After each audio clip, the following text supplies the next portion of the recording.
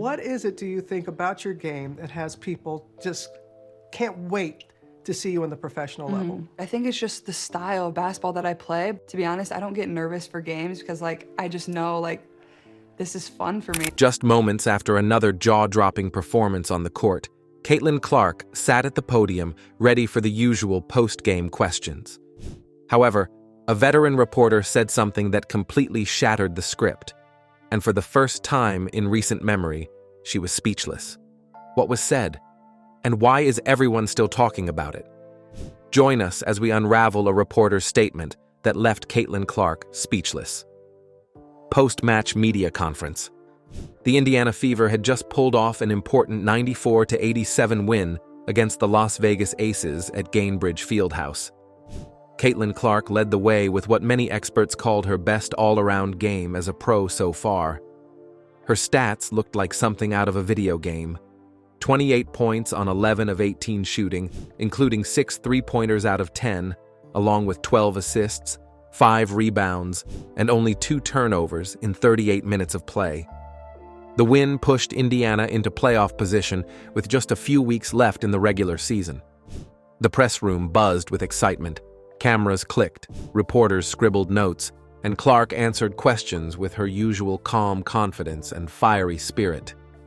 ESPN's Holly Rowe had just asked about Clark's growing connection with teammate Aaliyah Boston, especially how well they worked together on the pick and roll, which had helped score 18 points in the paint against Las Vegas. Clark smiled and said, "The trust between us is really growing. Aaliyah's been patient with me while I adjusted to the timing at this level. Tonight felt like we were reading each other's minds."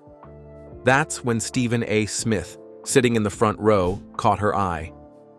He had been surprisingly quiet during the entire 15-minute press conference, unusual for someone known for his loud and passionate takes on First Take and his big personality that dominates sports talk shows. "Stephen A., go ahead," Clark said, pointing to the legendary commentator who had covered everyone from Michael Jordan to LeBron James over his long career. What shocking question did Stephen ask? Let's find out. The surprising question. Smith stood up slowly, setting aside the usual big personality and dramatic gestures that had made him one of the most well-known voices in sports media. His face looked more serious than usual, almost thoughtful, as he began to speak. His calm, steady voice changed the mood in the room. It no longer felt like just another post-game interview. Something deeper was happening. "Caitlin," he said, "I've been doing this job for over 30 years. I've talked to thousands of athletes from every major sport. I've seen champions and teams at the bottom. I've interviewed legends and players no one remembers. I've watched rookies who surprised everyone and veterans who didn't live up to the hype. But there's something I need to ask you, something that's been on my mind ever since I really started paying close attention to you this season." The room went completely quiet. Reporters stopped typing mid-sentence. Camera operators leaned in. Even the Fever's media staff, who were getting ready to end the session, froze at the back of the room. "You know," Smith continued, "I've built my whole career on being honest, even when that means being critical. That's my job. It's part of who I am. I don't hold back when I think an athlete isn't meeting the mark, and I don't say sorry for having high standards. But this season, watching you, how you've handled the pressure, the expectations, the move from college to the pros, it's made me think hard." He paused, rubbing his face in a way that didn't feel like part of a performance. It felt real, emotional. "There's something I should have said a long time ago, and honestly, I owe you an apology," he said. "Here's my question. How do you keep showing so much grace and professionalism, even when people like me, especially me, have been unfair? I've been too harsh, too quick to judge, and sometimes just plain wrong about your journey to the pro level. I need to be honest, with you and with everyone here. You've proved a lot of us wrong, and you deserve much better than some of the things that have been said, especially the things I've said." But how did Clark respond to this? Let's take a closer look. Clark's shocking reaction. For the first time in her professional career, maybe even since high school, Caitlin Clark didn't know what to say. The same player who had faced loud, angry crowds at Michigan State stayed calm under the bright lights of the Final Four at Iowa, answered tough questions about her game, and dealt with the huge pressure of being the most talked-about rookie in WNBA history, was suddenly silent. She sat there, mouth slightly open, then closed it again. Her hands, which had been moving confidently throughout the press conference, now rested still on the podium. "Wow," she finally said, her voice quiet and shaky. For once, the confidence that had carried her through so many intense moments seemed to slip away. "Stephen A., I honestly don't know what to say to that," she added. "I mean, I really don't have words right now." The room stayed silent. Everyone knew they were witnessing something rare, a real, unscripted moment in a world where media appearances are usually carefully planned. Even her teammates, Kelsey Mitchell and Nalissa Smith, who had been about to leave for the team bus, stopped in the hallway and turned around. They could feel something important was happening. "I mean," Clark began again, trying to find her voice. She was clearly still emotional. "You asking me that question, you being willing to say what you just said, it means more than you probably know. Because, yeah, it has been tough sometimes. The criticism, the constant comparisons to my college stats. People wondered if I could really make the jump from the Big Ten to the WNBA, wondering if the hype was too much, if I were really ready for all this." She paused, took a deep breath, and seemed to settle herself. "But you know what? All that criticism, it pushed me. It made me work harder in the gym. It made me study more film. It made me prove, not just to others, but to myself, that I belong here. That I can be the kind of teammate and player this league needs. That the fans who believe in me weren't wrong." Then she looked up again, her voice steadier now. "And hearing you say what you just said, hearing you admit that maybe some of the early criticism wasn't fair, it's honestly overwhelming, but in the best way. So, what does Smith reveal next? Let's find out." Smith's follow-up message. Stephen A. Smith nodded slowly, then reached into his jacket pocket and pulled out what looked like handwritten notes. It was clear this wasn't just a last-minute comment.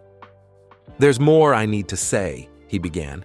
"And I need to say it out loud because I've said things before, on TV, that weren't fair or fully thought out. It's time I take responsibility for that." He started reading from his notes.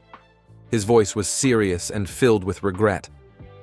"3 months ago, on First Take, I said you were overhyped. I said the excitement around you in the WNBA was just something the media, especially ESPN, created to boost ratings. I claimed you needed to prove yourself through a full season before earning the spotlight. I questioned if you were strong or fast enough for pro basketball.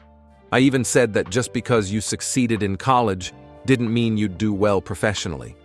And while there's some truth to that, the way I said it dismissed everything you'd already achieved."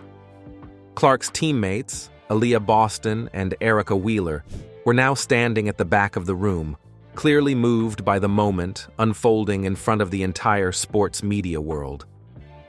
"But here's what I've learned since then," Smith continued, his voice growing louder and more passionate. "Right now, you're averaging 19.5 points and 8.4 assists per game in your rookie season. For comparison, Diana Taurasi averaged 17 points and 4.4 assists in her first year. Sue Bird had 14.4 points and 5.9 assists. You're putting up numbers that place you among the best rookie seasons ever." He looked right at Caitlin Clark, and the way he met her eyes felt personal, not like he was performing for the cameras. "But stats don't tell the whole story. You've brought more attention to women's basketball than we've seen in decades, maybe ever. League attendance is up 48% when your team plays on the road. TV ratings for Indiana Fever games have tripled.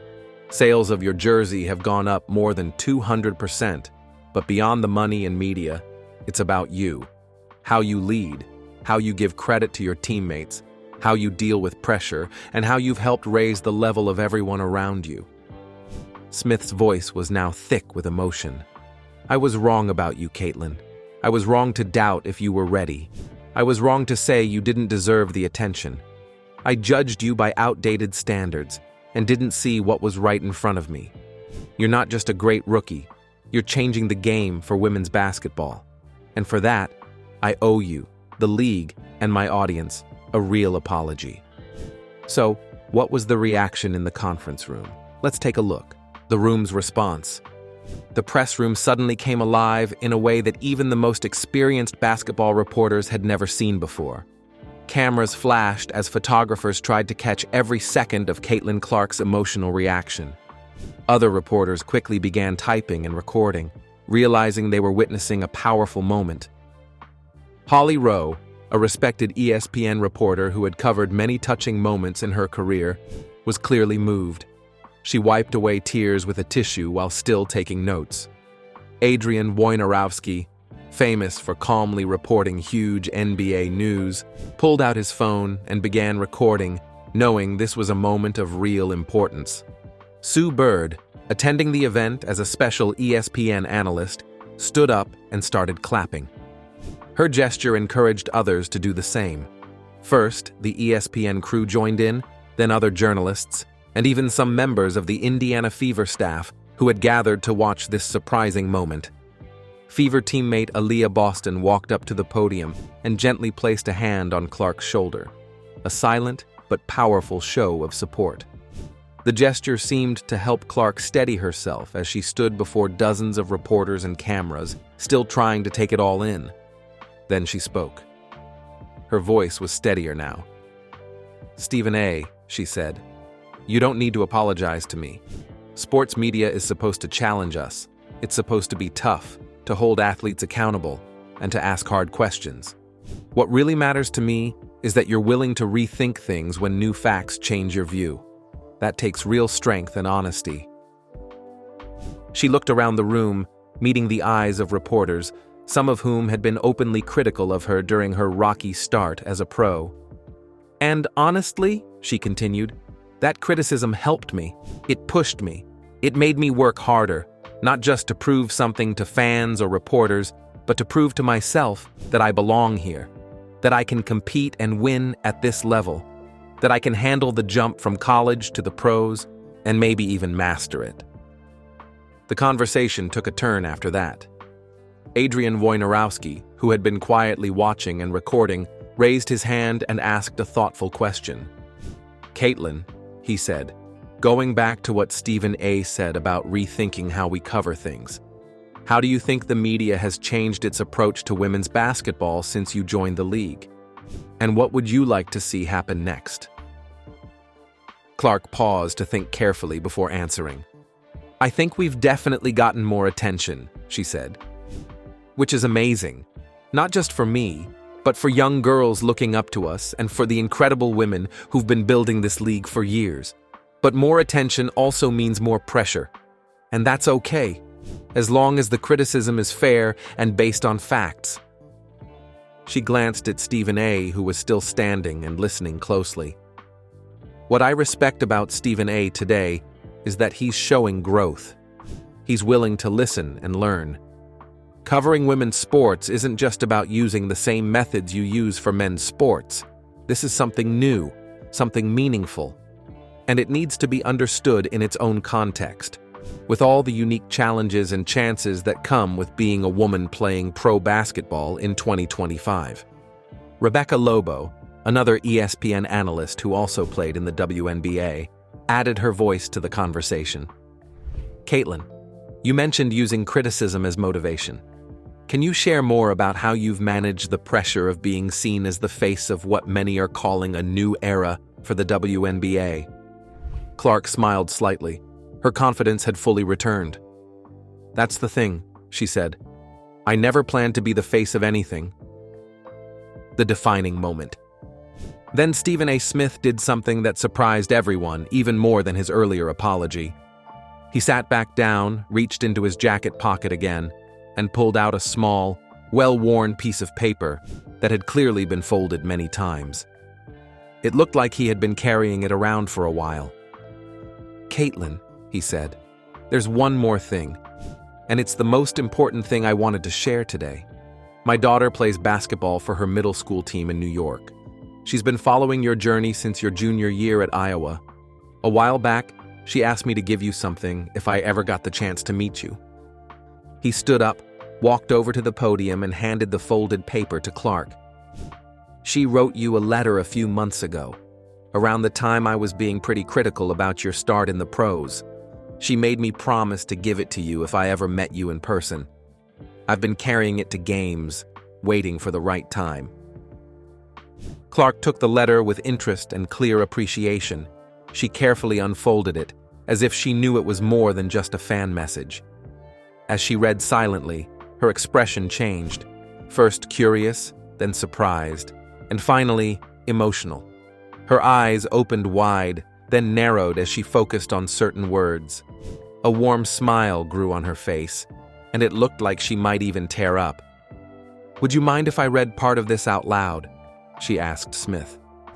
He nodded quickly. "I think this is something everyone should hear," she said, then cleared her throat and began reading with a mix of joy and deep feeling. After reading the letter, the room erupted in even louder laughter, and some reporters even clapped for the letter and Maya's honest take on her dad's basketball opinions. "She's definitely not wrong about that last part," Smith said with a smile, setting off another wave of laughter, and turning the moment into one of real warmth, humor, and connection, rather than just another sports media event. "So, what do you think about the reporter's unexpected statement that left Caitlin Clark speechless? Let us know your answer in the comments section. Don't forget to like and subscribe.